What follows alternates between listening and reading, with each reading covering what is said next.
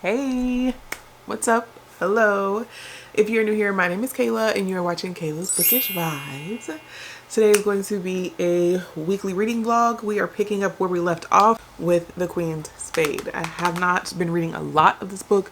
I've been reading it here and there, like a little bit before bed every night, but we're going to continue reading it today. Today is Sunday. So while I'm reading this, I'm about to lock in with my booktube girlies. I love watching you guys on my, you could probably hear it, my projector. I love watching you guys' content on my projector. So you're like real big on my wall.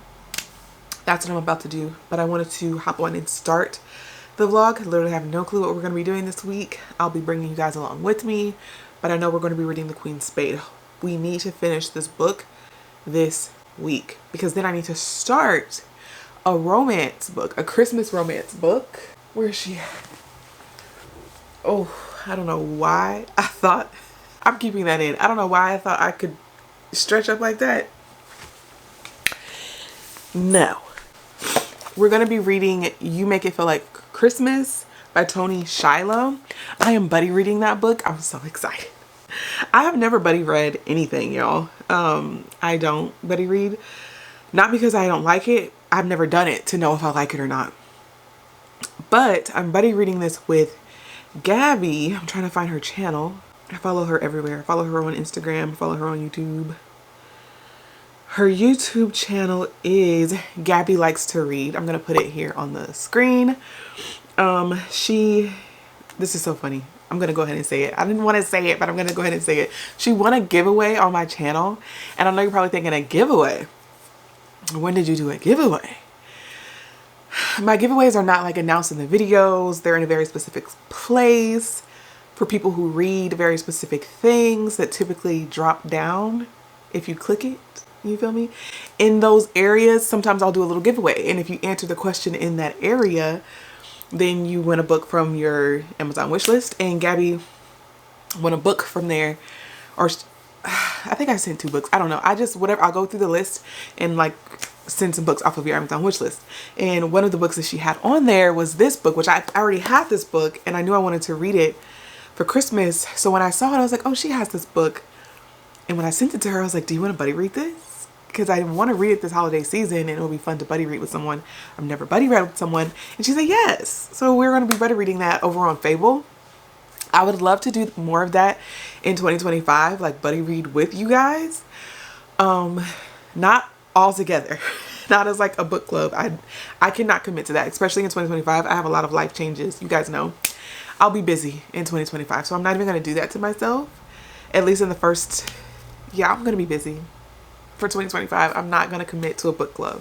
I would one day love to create a book club, but for now I'm going to start buddy reading with people. I think it would be so cool for us to buddy read, maybe like 4 or 5 people buddy read the same book and we discuss it in Fable, because I love the Fable app, how like you don't have to commit to having the book read by a certain time. Like everyone can read at their own pace and you just kind of comment on it chapter by chapter. But I love even more being able to do that with like people who are subscribed to my channel, because then it really just feels like, I'm chatting it up with the girlies about the books that we're reading. So shout out to Gabby. She's going to be my first buddy read ever over on the Fable app. And if we enjoy it, then I would love to start doing that with more of you guys more often in the new year. Speaking of the new year, I don't think I've mentioned this on this channel. I'm congested. So you're going to hear me snipping a lot. I tried to edit it out of my other videos and they just started to look really choppy because I'm sniffing a lot. So I'm going to stop editing them out and you're just going to have to hear me sniff. I have something called pregnancy rhinitis, and it's where my nose and my eyes drain a lot. So if you see me talking and all of a sudden my eyes start watering, I promise I'm not crying. It's just a symptom of my pregnancy. So we'll have to deal with it for a couple months. But anyway, speaking of 2025, we're almost to my 1-year booktube goal. This is a very chatty intro. I'm so sorry if you hate chatty vlogs, but I cannot believe I've been on booktube for almost a year. January will be, I think like January 11th will be like my 1-year booktube anniversary. I can't believe we've been rocking for a whole year, y'all. That's wild. So thank you. I really appreciate it. I really try not to like think about it too much because I don't want to lose the joy that I have with this channel. You guys have been a tremendous source of joy for me in 2024. I've had a lot going on, and there's just something about this channel and being able to share my love and passion for books and reading and escaping with other people who enjoy and do the same thing. I have absolutely loved it. There's no pressure here. It's really just good times and good vibes. And I want it to stay that way. So I've rambled on enough. We're going to get started, not reading the Christmas book. We're going to get started reading The Queen's Spade.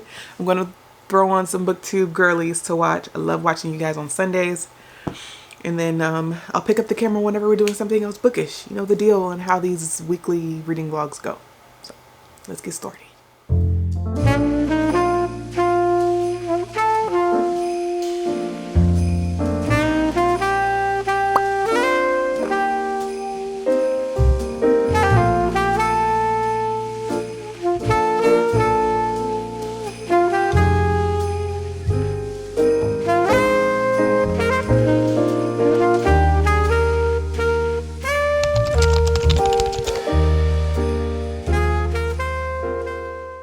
Hey y'all, it's Tuesday and we are finishing this book today.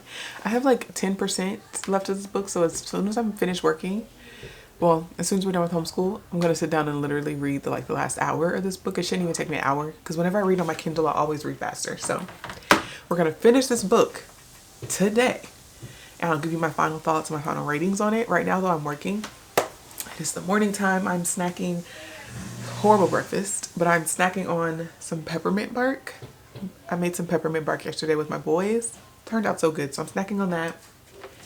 Having my morning coffee, getting some work done, and watching Aaliyah.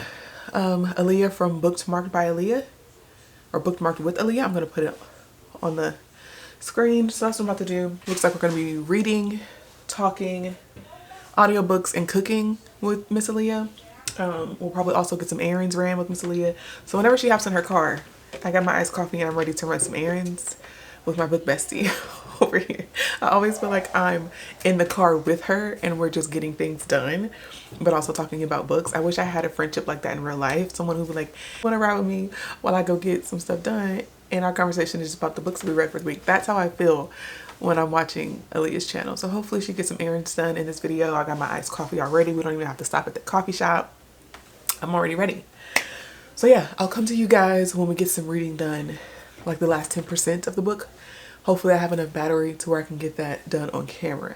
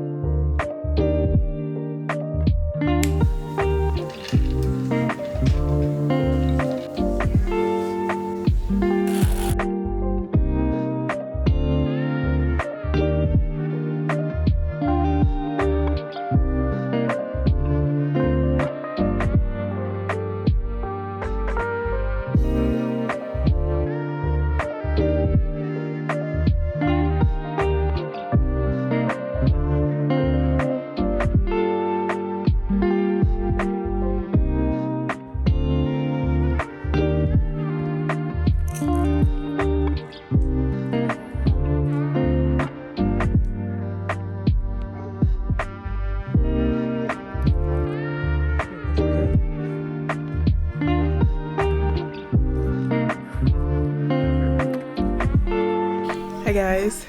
Oh, my mom is FaceTiming me. 1 second. Okay, I'm back. Guys, you're being kind of loud.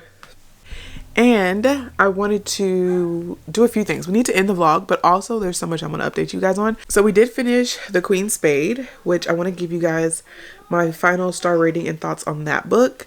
But we also finished, shockingly, we finished Model Home by River Solomon.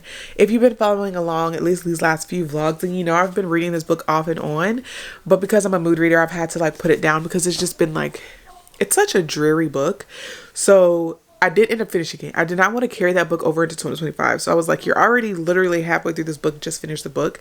So the audio came through on Libby and I was able to complete it on audio in like a couple of hours while I was working one day. So that's really good. But let's talk about The Queen's Spade. I ended up giving it 4 stars. I'm going to read you the review that I wrote on Goodreads because I really don't even remember what I said.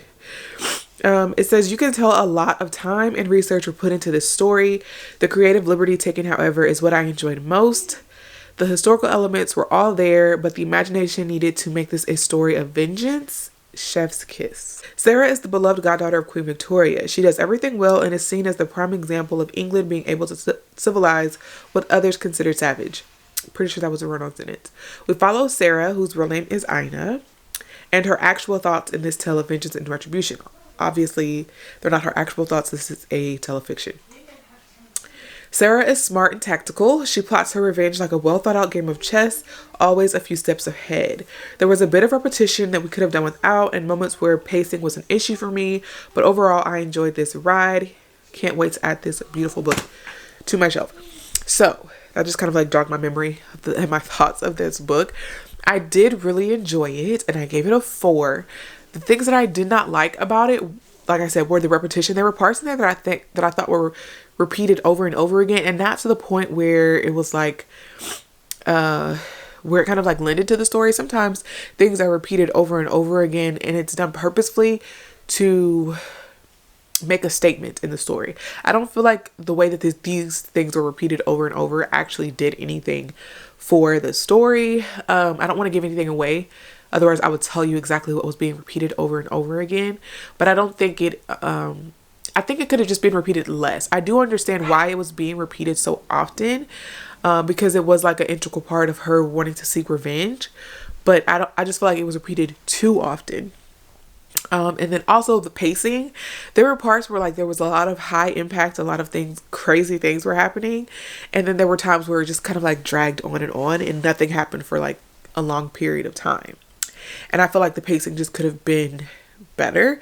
Like maybe some of the action scenes could have been either spread out, or some of the scenes that were like slow paced could have been condensed and shorter. But other than that, I really did enjoy this book. I enjoyed the creativity of it. I enjoyed the history elements that were implemented. So I did really enjoy this book, and I do hope that you guys pick it up when it comes out in April. Wait, does it come out in April? I don't know when this book comes out. I'm such a horrible booktuber. Okay, this book comes out January. So this book comes out in January. I hope you guys pick this up when this book comes out in January. January 14th to be exact. Now, Model Home. What the heck, guys? It's about a haunted house. The haunted house is a physical place. Like there's a physical house that seems to be haunted in this book. But also the people of this book seem to be haunted. And the physical house is just like a conduit in this story. It's just, I believe the house is just meant to be something solid that you can go to, something that you can refer to, like a physical place to represent what this book is actually about. But really this book is about like the trauma, which is not something that you can leave. It's not like a place that you can go to and that you can escape from if you wanted to. It's just something that you carry with you. But I believe that the haunted house was just used as representation of this thing that's not physical, right? That's still very real, but it's not physical. One of the things that were represented in this book, like some of the traumas that were depicted were like racism, mental illness, queerness, transgender, like being transgender and people not understanding that, or people refusing to like acknowledge it in a way. Siblings, like the dynamic of 3 sisters. I wouldn't necessarily call it trauma. If you have siblings, then you get what I'm saying. But just like viewing the family trauma that can come up when you have multiple siblings and having to compete for maybe attention or time with parents, and just living in an environment that you think that you would like to be better, and then trying to escape that, but somehow always still being drawn back to that. River Solomon has an amazing way of writing quotes. Like, I don't think you can see, but I tabbed the heck out of this book. I feel like every page I was tabbing something. A lot of the quotes that River Solomon wrote in this book, I was just like highlighting. Everything was being highlighted. And then just like, let me just see if I can like find something Okay, so this one was just kind of dark, like a dark quote, but it stuck out to me. At 11 years old, I write that I need to be a sliver because slivers fit between cracks. And if I could fit inside a crack, troubles would never find me. And that was just talking about how our main character wanted to disappear at times, especially as a child. Something that I could just relate to, that if people don't see you, then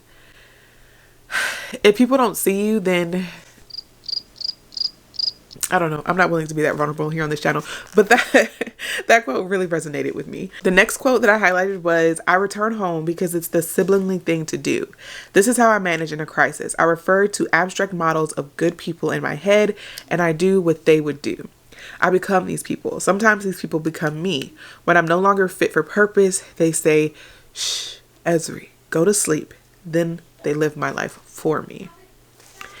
That is just a prime example of detachment and like knowing that you should be doing something because it is what is expected of you, and people who are good people would do these things in a situation. So you kind of detach yourself from the situation and you embody these people, what society expects you to be, and you just kind of move like a robot where you just do these things, not necessarily because it's who you are or because it's what you want to do, but it's because it's what society expects of you, and it's just the easiest way to get through a situation. So many gems in this book. Okay, you just need to read it. This is in reference to our main character being a parent, like a parental figure to their child, and they're saying the kids who grow up fine either do so because of us or despite of us. Yes, absolutely. Your kids will be okay because of you or despite you. You choose as the parent what that's going to be. And I love that quote. There were so many quotes. I could literally just flip to any page and find a quote where I was just like, yes, Rivers, how did you word that? How did you string those words together to make that sentence? Even small quotes. Some of them weren't even like super eloquent, but they just mean something to me. So I prefer to keep secrets. If I didn't show her who I was, she couldn't disapprove. Period. I did write in the margins, but again, this book will have you reflecting, and I just don't want to be that vulnerable with you guys. I love you down, but no thank you. I'll save that for my therapist. Another one is, and what of my father? Where is my ire for him? Okay, but like, what of anyone's father? Goodness, we can't be disappointed by men we never once believed in. Say it. Okay, another one. This is the last one I'm going to read. Otherwise, I'll sit here and read you everything I annotated. History repeats and repeats because history is people, and we can reproduce only what we know, and we get what we know from our elders. The same mechanisms that facilitate language facilitate the passing on of pain. Yes, and yes. Again, I could sit here and read you everything that I annotated, but that wouldn't do any good. Did I give you a good synopsis? Probably not. I'm going to read you the synopsis because I don't think I would do the synopsis justice. So it says the three Maxwell siblings have kept their distance from the lily white gated enclave outside Dallas where they grew up. It wasn't being the only black kids in the neighborhood that pushed the children to flee, but rather the strange and inexplicable things that began to happen in the house as soon as they moved in. Was it some cosmic trial, a demonic rite of passage into the upper class? Whatever it was, the Maxwells, steered by their formidable mother, stayed put, unwilling to abandon their home in terror's trauma be damned. As adults, the siblings finally got away from the horrors of home, leaving their parents alone in the house. But when news of their parents' death arrives, Esri is forced to return to Texas with their sisters, Eve and Emmanuel, to reckon with the family's past and present and to find out what happened while they were away. River Solomon has turned the haunted house novel on its head. Unbridled, raw, and daring, Model Home is a story of secret histories uncovered and of a family battling for their right to live, grieve, and heal amid the terrors of contemporary American life. Perfect synopsis of this book. It leaves so much unsaid, and I actually love that about this book. It gives you a synopsis basically of what it's about, but it's about so much more than that. Reading the synopsis, you're not ruining the book for yourself, which I'm sure you guys know nowadays. It's like, once you read the synopsis, why read the book? You've read the book once you've read the synopsis, but not with that one. With that one, it's giving you a very basic overview of what this book is about, but when you sink your teeth into this book, it is about so much more. And as you saw from all the quotes that I read, it's a gem. It's literally a gem, a masterpiece, and I'm obsessed with River Solomon writing. If I haven't said it enough, I'm obsessed with it. I am glad that I finished it. It is very dark, eerie, and heavy, so just know that before you go into it. Be in a good mental space in order to receive it. I did have to put this book down quite a bit because I just wasn't in a place where I wanted to receive it at the time. But breaking it up and reading it in bits and pieces worked well for me. And I gave it 4.5. Highly recommend. So now what I'm about to do is want to update my reading planner. You guys probably haven't seen this in quite a while. I have been keeping up with it to an extent, but not as well as I want to. So I'm going to sit here and flip through some of these pages and make sure I try to like fill out some of the trackers that I need to fill out. But more importantly, like more than anything, I want to finish all of my book reviews in here. So if you saw like my creating a book journal video, you know I have like these little book review pages where I can put my thoughts of each book. So I want to sit here, and it's going to take me probably a little while because there are quite a few books I didn't finish putting in reviews for. But I need to print out all the little stickers for each book cover and putting my thoughts and opinions on all these books because I do want to be able to like flip through and like, you know, read my thoughts and books and stuff on prior years. So I'm going to sit here and do that, and then we'll go ahead and end the vlog when I'm done with that. I'll show you guys like a flip through.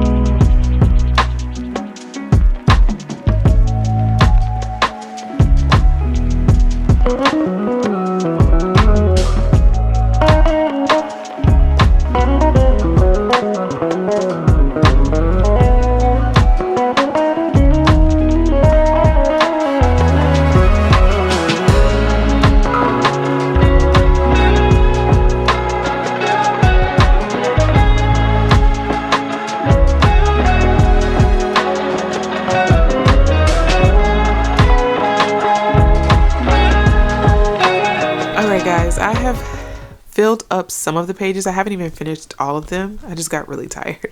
But I want to do a quick flip through of my reading planner for 2024. I did do a video showing how I made this little reading planner, but here was the first page. I still really loved the view of this. I did finally fill in my bookshelf. I read 67 books this year, 67 in total. So I didn't even fill up this whole page. I really thought, maybe I was just delusional, but I thought I would fill up both pages, and obviously I didn't. But I still really love my bookshelf view. And again, I read 67 books total. On this page, I believe it was just some annual reading goals. So my favorite book of the year ended up being The Reformatory by Tanana Reeve Dew. And then my reading goal was to read 50 books. Obviously, we surpassed that by reading 67 books. And then these were some of the books that I wanted to read by the end of the year. And I want to say I read 3. I read Monday's Not Coming. Let me mark these off while I'm going over them with you. Okay, so we read Monday's Not Coming. We read Delicious Monsters. We read The Housemaid. We read Take My Hand. So I'm pretty sure that was it. Yep. So we only read those 4 books from that list, but that's fine. And then here I just kept track of like my monthly reading. So my goal, this column shows like how many books I wanted to read for that month. And then this line shows how many books I actually read for that month. So I surpassed February. I don't know what it is about February, but it always ends up being one of the months that I read the most books, even though it's the shortest month of the year. I don't know what it is about that. I surpassed in June and May. Surpassed in July. And that was it. Those were the only. I don't know why I put 10 books for the month of October. I guess because it's a long month, I thought I could read more, but I didn't read more in that month. Over here, this is a reading tracker, but it was supposed to be for like daily reading tracker, and I have a little key here that shows like which color symbolizes what. So this was supposed to be like 0 pages for that day, 1 to 15 pages for that day. As you can see, I literally stopped doing this in March, and I did not complete it for the rest of the month. It just became redundant, and I will not be including this in my next year's reading tracker or like reading journal.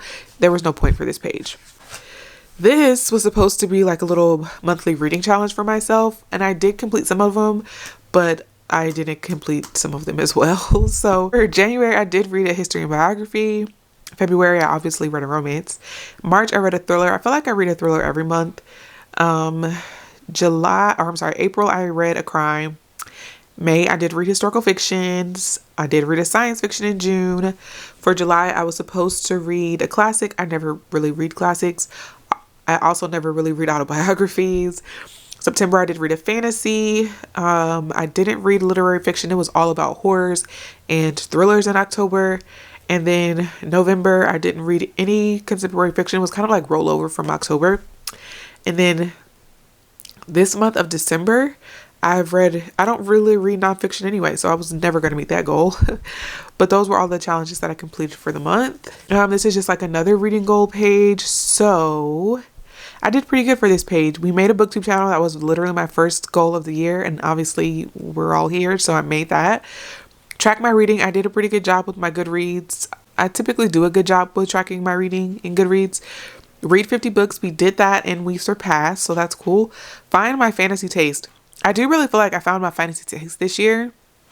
I really like romantasy, but I also really like YA fantasy, and I also enjoy fantasy that's like rooted in African mythology, so enjoyed that. And then another goal was to reach out to publishers. I did not do that at all. And then my last goal was to grow my BookTok account, which we did grow a lot this year, but considering they're about to cancel TikTok, I guess that doesn't really matter. And then books, obviously we've said this a few times now, but I surpassed my reading goal for the year. And then there was just an action plan at the bottom. This was a setup from my past self. Added to my TBR, I wanted to keep track of how many books I was buying. So I wanted to, like, anytime I bought a new book for the month, I wanted to list the titles of the books that I was purchasing for each month.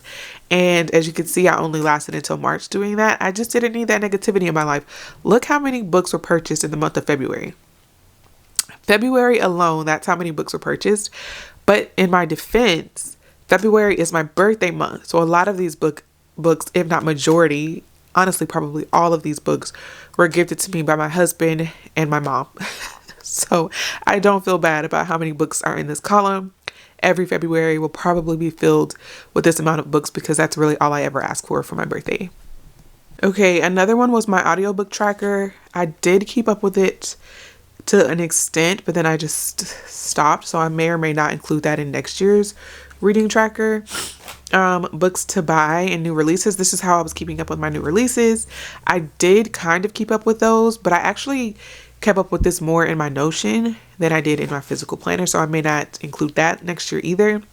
My ebook tracker, I did not keep up with this. I may go back in and fill it in though, because I can always just do that by going through my Goodreads and seeing what books I read, and I'll remember like what format I read them in.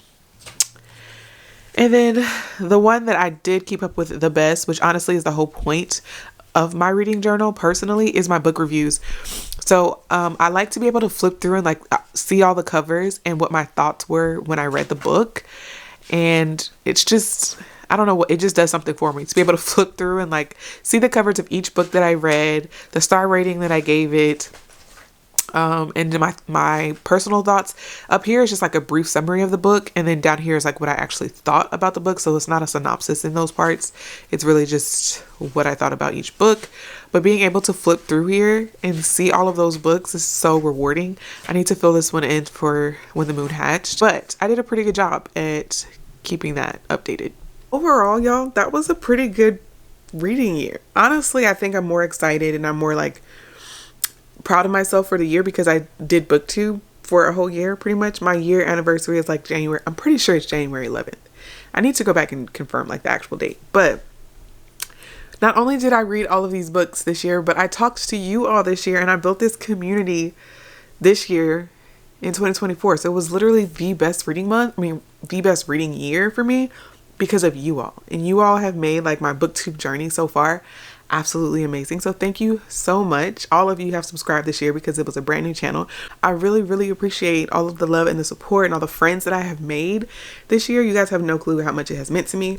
And I can't wait to continue this journey with you all in 2025. It's going to be a little different for me because my family will be growing in 2025, but hopefully my booktube family will be growing as well. And you all can just join me on this journey of like trying to figure it all out. How I'm going to balance my love for reading and now my love for making booktube content with also being a mom and a wife with 3 kids. It's gonna be wild. But I really appreciate you guys for joining me in today's video. This was kind of a chatty vlog. Hopefully you all don't mind, but it's the last vlog of 2024. So if you made it to the end of today's video, please leave this emoji to let me know that you stuck around to the very end. Don't forget to like, comment, and subscribe. And I will see you guys next year. Bye. Hi guys, welcome to my channel. If you're watching this video, then you are new here because this is my very first video that I am posting on my booktube channel. My name is Kayla and welcome to Kayla's Bookish Vibes. Kayla's Bookish Vibes. And Kayla's Bookish Vibes. And Kayla's Bookish Vibes. You are watching Kayla's Bookish Vibes. This Cat Williams bookmark. Book 1 of 3,000. If you know, you know. Okay, just want to make sure I spell your name right.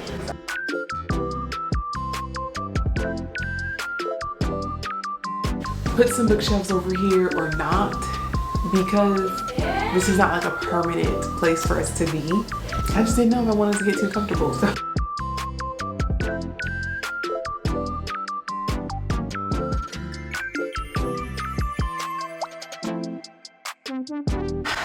I love it. Today's video is going to be a shop my bookshelf, shop my shelves, drop my shelves video. Kicking off a weekly vlog. It's going to be a few days in my life, an author taste test, January wrap up, monthly reading wrap up, my monthly reading wrap up for the month of April, June reading wrap up, July reading wrap up, August reading wrap up, October reading wrap up. I am truly grateful for everyone who has clicked subscribe. We hit 6,000 subscribers here on this channel. What? We have planned on moving because I'm pregnant. Yay! We have a little bookworm baking in the oven. Blessed beyond measure. My mama is fine. My man is fine. My kids are fine. And I'm fine. So everything is great. I just don't want to do the manual labor. Honestly, this channel is just me. Kayla, not the employee, not the mom, not the wife. For people who have to wear multiple hats, then I know you understand what I'm saying, but this is just me, Kayla, doing something that I enjoy doing for myself, by myself. And you all clicking subscribe is just kind of like a bonus. You all are just witnessing me doing something for myself.